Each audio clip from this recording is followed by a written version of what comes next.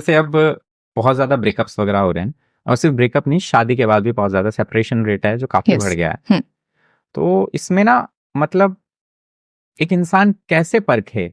अब जो देखो लव रिलेशनशिप में है, जिनकी let us suppose love marriage या कुछ ऐसा है, तो वो तो काफ़ी कुछ जानते हैं एक-दूसरे के बारे में और एक बहुत कॉन्शियस डिसीज़न होता है आपका। उसके बाद भी अगर आपके साथ कुछ हो रहा है तो शायद आपने अच्छे से नहीं देखा। बट अरेंज मैरिज में लोग बहुत घबराने लगे हैं क्योंकि एक अनजान इंसान होता है और उस 10 मिनट की मीटिंग में, उस आधे घंटे की एक मीटिंग में सब अपने बेस्ट पे होते हैं, है ना? कि बहुत सॉफ्ट स्पोकन भी होंगे और यस। सारी चीज़ें होंगी। तो ऐसे में एक लड़का एक लड़की को कैसे परखे या एक लड़की एक लड़के को कैसे परखे? यार सबसे पहले तो ना मैं एक बात कहूँगी, शादी बहुत बड़ा डिसीज़न होता है लाइफ़ का। पहले के ज़माने में चल जाता था कि आपने किसी इंसान को देखा नहीं और आप उसके साथ ताउम्र ज़िंदगी निभा लो। क्योंकि पहले के ज़माने में एक इंसान बाहर कमाने जाता था और एक इंसान का काम होता था गृहस्थी सँभालना। वो दोनों में से कोई भी हो सकता है। जैसे आप अगर महाराष्ट्र साइड में जाओगे तो वहाँ पे औरतें बाहर जाती हैं मच्छियाँ बेचने के लिए। आदमी बाहर जाते हैं मच्छी पकड़ने के लिए। तो काम बँटा हुआ है। बोथ आर वर्किंग, लेकिन उन्होंने अपने घर का काम भी बाँटा हुआ है। तो पहले चल जाता था कि आपने किसी इंसान को देखा नहीं, जाना नहीं, पहचाना नहीं और आप उसके साथ शादी जैसे बंधन में बंध गए हो। लेकिन आज का ज़माना बहुत अलग है।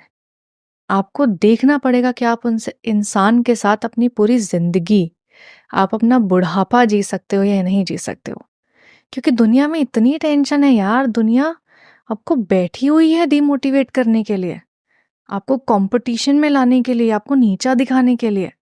और अगर उस टेंशन में जहाँ पे दुनिया आपको लगी पड़ी है एक रेस में हराने के लिए, अगर घर में कंपटीशन और रेस लग जाती है ना, तो बहुत बुरा होता है। तो जानो पहले, अगर अरेंज मैरिज है चाहे लव मैरिज है, दोनों ही केसेस में उस इंसान से पहले बातें करो। उस इंसान से वो बातें करो जो आप एक्सपेक्ट नहीं करते हो। प्यार मोहब्बत की बातें शुरुआत में अच्छी लगती है, लेकिन उसके बाद तो लाइफ है ना। आप घर के खर्चे के बारे में बात करो, घर के एक्सपेंसेस के बारे में बात करो, इंश्योरेंसेस के बारे में बात करो। माँ-बाप को देखा है ना करते हुए, बिल्स भरते हुए, उसके बारे में बात करो। काम बाँटो कि कौन क्या करेगा। शादी से पहले जब हनीमून डिस्कस हो सकता है, तो ये भी तो डिस्कस हो सकता है ना कि घर की जो चीज़ें हैं, घर की जो रिस्पॉन्सिबिलिटीज़ है, वो कौन निभाएगा? पेपर वर्क कौन देखेगा और फाइनेंशियल स्टेटमेंट्स कौन देखेगा? इस बारे में डिस्कशन हो सकता है ना। आपको उस इंसान की ओपिनियन और पर्सपेक्टिव दोनों देखने चाहिए। वो इंसान जब आपके साथ एक कमरे के अंदर है तब वो कैसा है, वो ऑब्वियसली बहुत अच्छा होगा। जब वो आपसे बाहर मिल रहा है तो वो ऑब्वियसली बहुत डेकोरेटेड, बहुत सजा हुआ होगा। बट जब आप शादी करके एक इंसान के साथ रहते हो, तो वो ऑब्वियसली अंडरगारमेंट्स में ही घूमेगा। वहाँ पे आप एक्सपेक्ट मत करो कि वो अपने मतलब शर्ट टक इन करके, एकदम बाल सेट करके, स्प्रे मार के, आपके साथ परफ्यूम लगा के घर में रोम अराउंड कर रहा है। देखो कि आप क्या झेल सकते हो और क्या नहीं झेल सकते हो। There are certain people in life जिनको होता है कि यार मेरे को एकदम ओसीडी है, मैं नहीं देख सकता हूँ अनऑर्गेनाइज्ड चीज़ें। And it can be possible कि दूसरा पार्टनर जो है बहुत अनऑर्गेनाइज्ड हो। तो बात करो ना उस बारे में। अगर आपको शादी करनी है तो शादी इज़ लाइफ। तो आपके जो लाइफ को देखने के और जीने को जो फिलॉसफीज़ हैं, जो नज़रिए हैं, उनके बारे में बात करो। क्योंकि अगर आप इस बारे में बात नहीं कर रहे हो, शादी भी ऑब्वियसली ऐसा तो नहीं होता ना कि पेरेंट्स ने आज मिलवाया और कल रात को ही शादी हो जाएगी। आपको एक कोर्टशिप मिलता है कि आप बैठ के बात करोगे, एक-दूसरे को जानोगे, एक-दूसरे के नंबर भी एक्सचेंज होते हैं। आप मिलते भी हो, 1-2 बार भी मिलते हो, चाहे फैमिली के साथ मिलो, चाहे अकेले मिलो, डज़न्ट मैटर। बट आप बात क्या कर रहे हो वो देखो। अगर वो इंसान आपको आपके डार्केस्ट पॉइंट्स पे आके ये कहता है कि नहीं ठीक है, बाहर अंधेरा होगा लेकिन तुम अपने दिल में उजाले रखो, तो वो इंसान सही है।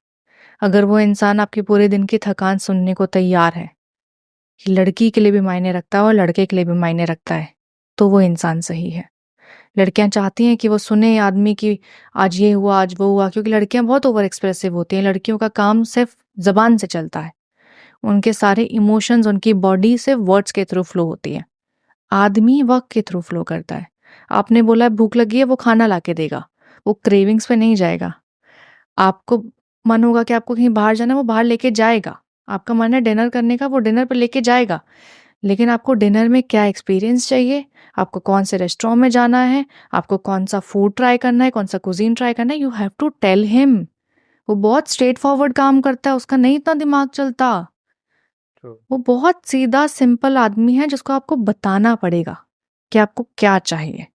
अगर आपको सरप्राइजेस चाहिए तो साथ में बैठ के प्लान करो, उसको बताओ कि मेरे को ये सरप्राइज चाहिए। वो कब देगा वो उसकी जिम्मेदारी है, लेकिन एक्सपेक्ट क्या कर रहे हो वो बताओ ना। Because your husband, your partner is not your therapist. वो मैजिशियन नहीं है जो आपके मन की सारी बातें समझ के एकदम ही अप्लाई कर देगा, या फिर आपके सारे डार्क टाइम्स में वो आपको आके कंसोल कर देगा और वो बोलेगा कि हाँ सब ठीक है। He is not a psychiatrist, he is not a doctor, he is a human being. तो आदमी को आदमी समझा जाए तो बेहतर है। हर तरीके से बात करो। आप ये देखो कि अगर आपकी ज़िंदगी में कभी कोई ऐसी सिचुएशन आए कि किसी एक की बहुत ज़्यादा हेल्थ खराब हो जाती है, तो वो दूसरा इंसान आपका साथ देगा या नहीं देगा। आप ये देखो कि अगर कोई ऐसा सिचुएशन आता है जहाँ पे आपके पास बिल्कुल फाइनेंसेस नहीं है, प्रॉपर्टी चली गई, पैसा चला गया, गाड़ी चला गया, घर चला गया, सब कुछ चला गया, एक दूसरे के साथ रह पाओगे या नहीं रह पाओगे? क्योंकि उस वक्त आपको पता लगेगा कि वो उस रिश्ते में मायने क्या रखता है, प्यार या जायदाद।